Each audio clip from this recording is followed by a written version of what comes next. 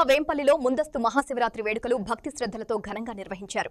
వేంపల్లిలోని ప్రజాపిత బ్రహ్మకుమారి ఈశ్వర్య విశ్వవిద్యాలయం ఆధ్వర్యంలో ఉన్న ఓం శాంతి భవన్లో 90వ త్రిమూర్తి శివ జయంతి ఉత్సవాలు అంగరంగ వైభవంగా జరిగాయి.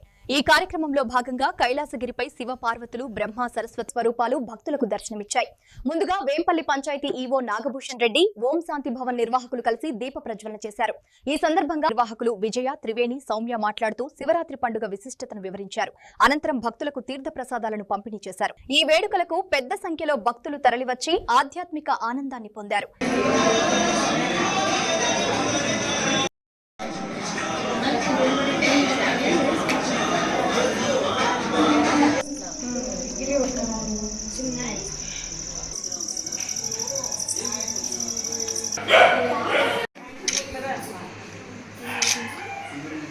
ఓం శాంతి. ఈరోజు ప్రజాపిత బ్రహ్మకుమారి ఈశ్వర్య విశ్వవిద్యాలయం మహాశివరాత్రి మహోత్సవ శుభ సందర్భంగా త్రిమూర్తి చైతన్య దేవి దేవతల అలంకరణతో భక్తులందరికీ కూడా పరమాత్ముని సందేశాన్ని తెలిపించి పరమాత్మునితో సంబంధాన్ని జోడింప చేయించి కోల్పోయినటువంటి ముక్తి, జీవనముక్తి యొక్క ఆస్తిని మరలా మనం పొందుకోవాలి అంటే ఆ భగవంతుడు నాకు తండ్రి, నేను భగవంతునికి బిడ్డను అనేటువంటి రహస్యాన్ని తెలుసుకునేటువంటి శుభ సందర్భంగా ఈరోజు ఈ కార్యక్రమాన్ని ఏర్పాటు చేస్తాము.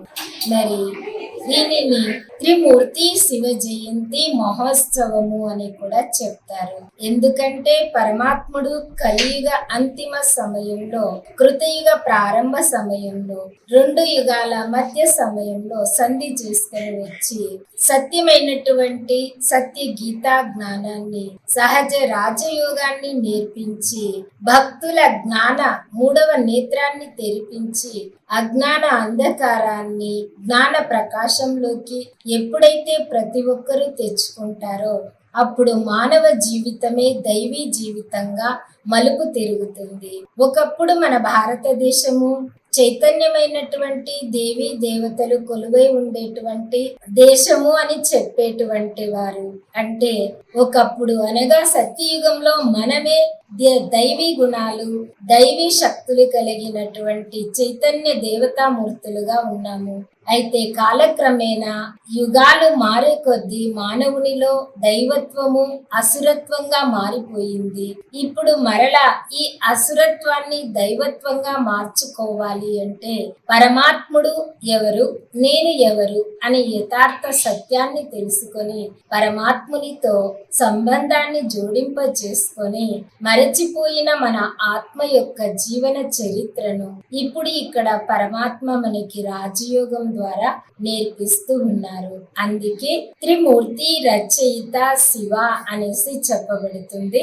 బ్రహ్మ ద్వారా సృష్టి స్థాపన, విష్ణువు ద్వారా సృష్టి పాలన, మరి శంకరుని ద్వారా పరివర్తన అని చెప్పబడుతుంది. అంటే యుగ పరివర్తన రావాలి అంటే మానవునిలో ఉండేటువంటి చెడును మంచిగా మార్చుకోవడానికి జ్ఞానము అనే 3వ నేత్రాన్ని తెరుచుకొని మరి కోల్పోయినటువంటి సుఖ, శాంతి, సంతోషాల ఆస్తిని తిరిగి పొందుకోవాలి, ఆ ఆస్తికి వారసులుగా కావాలి అనేటువంటిదే ఈ సంస్థ యొక్క ముఖ్య ఉద్దేశము.